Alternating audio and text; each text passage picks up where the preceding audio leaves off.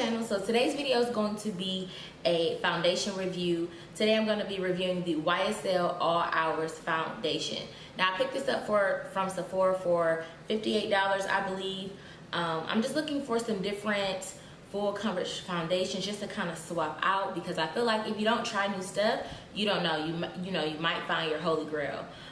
So just a little bit about the foundation. It claims to be a 24-hour wear foundation, transfer free with no compromise on comfort, which is a big thing because a lot of transfer free foundations are super hard and crunchy, and it literally almost hurts to wear that it's so dry. No need to touch up even through non-stop activity. Full coverage, a rich flawless level of fine pigments create a flawless even coverage without a mask-like effect. So that's different. And throughout the day, this oil-free formula keeps the complexion shine-free and reduces the appearance of pores. So this foundation is claiming to do a heck of a lot. Like, if it does what it says it's supposed to do, this should be a holy grail foundation. And it also has a few different skin care complexes and things like that for sensitive skin, so you should be able to use it. Now, this foundation does not give you one full fluid ounce. It gives you 0.84 fluid ounces. So that's already a con for me. For $58, I'm gonna need all of my foundation. Now, I got mine in the shade B70, which is mocha. They did kind of play, you know, the black girls on the shades, of course. There are definitely more lighter shades than there are darker shades, but B70 looks like it's gonna be able to work for me. And I already have my eyebrows done and my skin primed. If you guys are wondering, I just used my Pro Filter Primer because it was what was on my makeup table. And I'm just gonna go ahead and stipple this all over my face. I'm using my Morphe B6 brush. And so far, I can definitely tell that it's a thicker foundation. It's not so much like heavy or anything like that. It's just that I can feel the tackiness of it.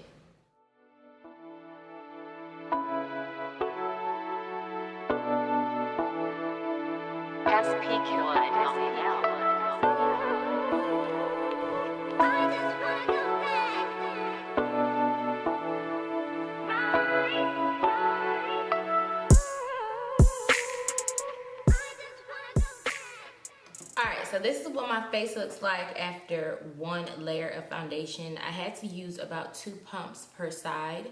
I definitely think it's a full coverage foundation. Definitely gives you some luminosity to it still. Only thing is that I feel like it's a little bit oily. Maybe it hasn't completely dried down yet, but it just looks really, like, you guys can tell, like, even on my viewfinder, I just kind of look like I got a really thick mask of foundation on. So I don't know how I'm going to feel about that. I'm going to try to give it a chance and set it with the rest of my products. I do notice a little bit of hyperpigmentation on this side still throughout the foundation, but I don't think it's enough to where I need to go back over with more foundation, because I don't want to be caked up. I really don't.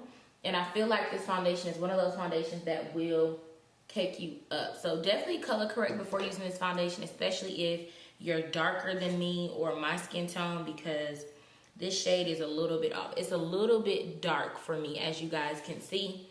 But I'm going to try to combat that out with my highlight and contour and all that, just to kind of create some dimension.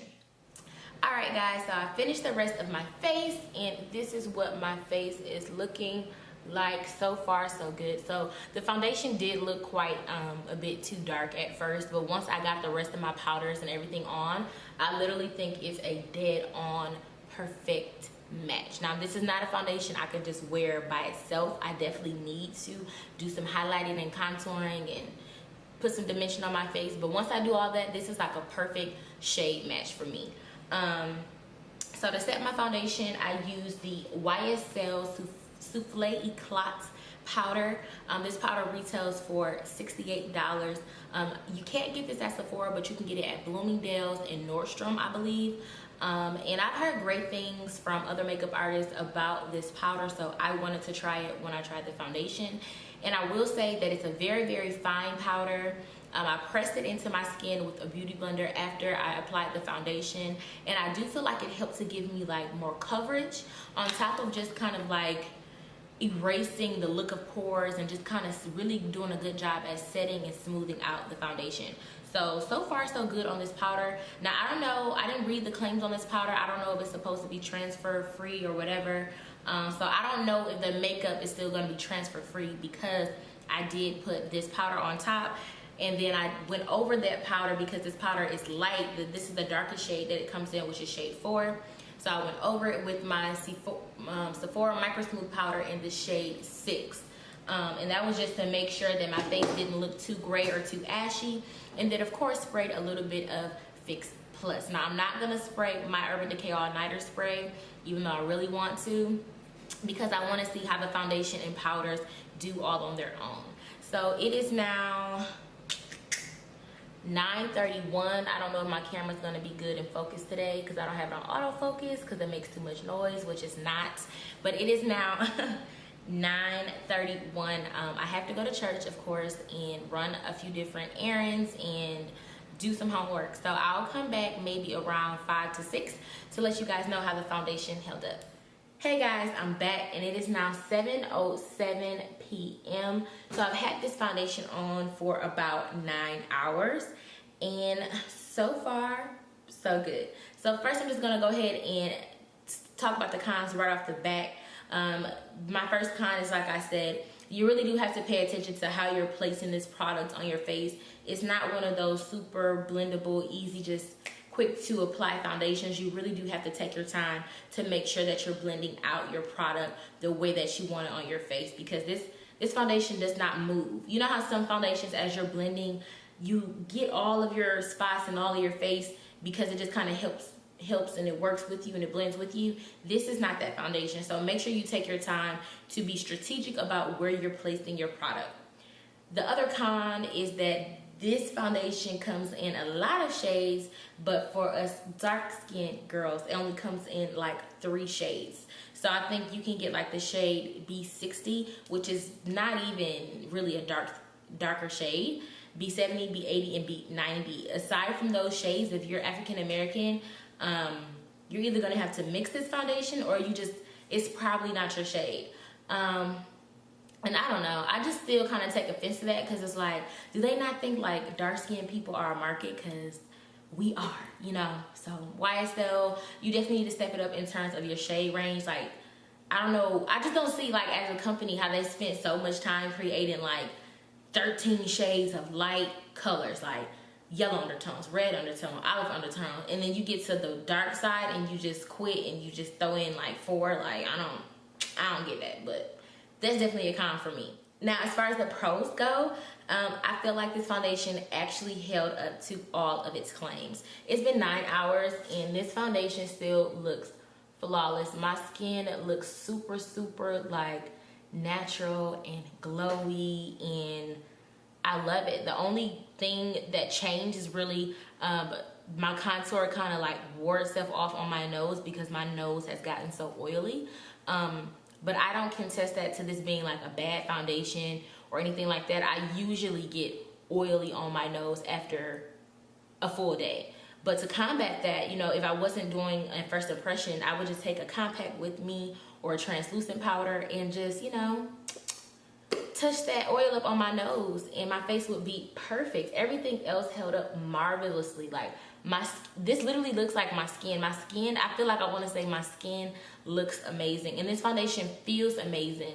It's super, super light. It's super, super light. Despite it being like kind of a thicker consistency and kind of harder to blend out, this foundation is super, super light on your skin. Like, I literally do not feel it. I feel like if you've tried the Estee Lauder Double Wear and you don't like it because it's so heavy, try this foundation because it gives you those same properties of being long lasting, but with a more comfortable feel.